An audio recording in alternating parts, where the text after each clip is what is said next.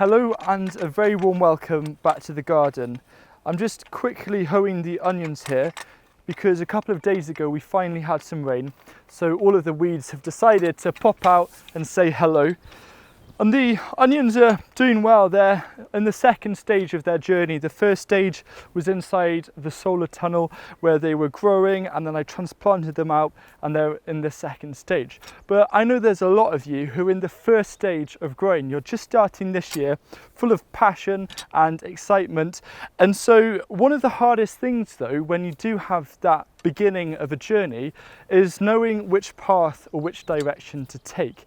And the other day I was watching a video created by Kevin over at the Epic Gardening channel where he was talking about 5 of the fastest growing vegetables that you can harvest in under a month. And his introduction really struck a chord with me, so just give it a listen. If it's your first time gardening, I'm of the belief that getting a win under your belt is a huge moment. That first harvest is something you never forget. That's why in this video, we're gonna go over 5 different crops or families of crops that you can grow in under a month. What Kevin said here really resonated with me because I'm all about those quick wins, and I think you should be too, especially when you're starting your journey. I think it's really important that you do dream big and you dream of an allotment full of food, or your back garden full of food almost all through the year. But it's also important to look at all of those little steps and to celebrate every single little success on that journey. Otherwise, sometimes along that journey, you can end up becoming disconnected and you go down a different path and you can lose motivation. And this happens to quite a few gardeners, unfortunately. So getting that first quick win is everything. Getting that first harvest is absolutely what you should be concentrating on because it's going to bridge that gap. It's really important that you do grow more than one thing to begin with, but a lot of things that you're going to be growing, such as peas or beetroot or carrots, might take around 3 months before you start getting those first harvests. So to bridge that gap, it's really important that you try and get your first harvest, and you can see that as a challenge and something to look forward to. So rather than waiting 2 or 3 months, you're going to be waiting 2 or 3 weeks instead. I've spoken to many different gardeners over the years, and one of my favourite things to ask them is what got them into gardening and what made them get the gardening bug. Because it's good to dabble and test out and try new things, but then there's a tipping point when it turns into a real drive of passion. And for so many gardeners, the tipping point is getting that first harvest, is tasting something that you've grown yourself that hasn't come from a shop. Therefore, I think it's absolutely crucial that you focus on getting that first harvest, because I think there's a high likelihood that that is going to be your own personal tipping point to then keep you striving forwards, growing lots of food. And also when it comes to failures, which are going to happen, it happens to the best of gardeners, it means that you've already got quite a few successes that you can think about and not worry so much about the failures. Because the worst thing is planting something and it might be your first thing and you've got to wait 3 or 4 months, but then it ends up being a failure. But by choosing to grow one of the easy to grow and fast growing crops, it means should they fail, you're only going to have to wait 2 or 3 weeks to then hopefully get a success, rather than 3 or 4 months with one of the main vegetables, whether it's carrots or potatoes. The question is now, what can you grow that is going to give you that first harvest? Well, obviously check out Kevin's video, which gives you 5 different harvests in under a month.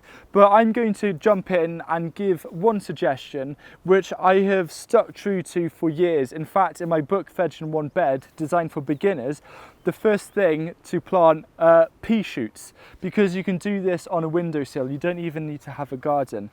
And the reason why I'd recommend pea shoots is that you actually have the potential to get 2 different crops. From 2 or 3 weeks after sowing the peas, you'll get your pea shoots. But 3 months afterwards, if you grow them on either in a big pot or outside in a raised bed, you can then be enjoying your own garden peas. And the useful thing about fresh garden peas is that they're one of the most delicious things you can ever taste. No matter what else I grow in the garden, nothing quite beats the taste of fresh peas picked straight from the plant. They are so sweet, so juicy and delicious. And it's the crop that I'm always the most excited for at the start of every single season. So how do you grow peas and pea shoots? I've done a couple of videos on both, so if you want to see in more detail you can check those out, but I'll just outline it very briefly. To start off with pea shoots, what you want to do is to get some dried peas from a shop. This is super simple and it's super cheap as well. You then want to get a seed tray and put around 2 or 3 centimeters or an inch of compost at the base, give it a good water, and now soak the pea seeds for about half an hour and then spread them out quite thickly onto the compost. Once you've done this, you then want to cover the peas with another centimetre or half an inch of compost, give it a water and keep it on your windowsill, and water this whenever the first centimetre of compost dries out. Within a week, you'll begin to see lots of green shoots appear, and then a week or two later, you can start harvesting the crops when they're 5 centimetres tall. A good tip for you to prolong your pea shoot harvest is to harvest the pea shoots just above the first little node, the first like mini leaf that you see growing on the stem, because this will then send out a new shoot. Now what you can do is you either have the option to continuously harvest these pea shoots, which will give you 4 or 5 different cuttings, or you can then harvest them perhaps once or twice and then transplant them out into the garden. I'd recommend that you carefully take all of the pea shoot seedlings out of the seed tray and carefully tear them out and then plant them into a growing space. It could be quite a big container or a raised bed, and plant them in lines, and it's okay to grow quite a few of them together. The next thing you need to do is to provide support. So these could be twigs, branches, old Christmas tree twigs work brilliantly, and then use things like bamboo to help them grow up to around 2 or 3 foot. It really depends what variety of seed you're growing. And then just keep them watered, and in around 3 months from sowing, or just over 2 months from transplanting them out, you're going to be enjoying your very own delicious garden peas.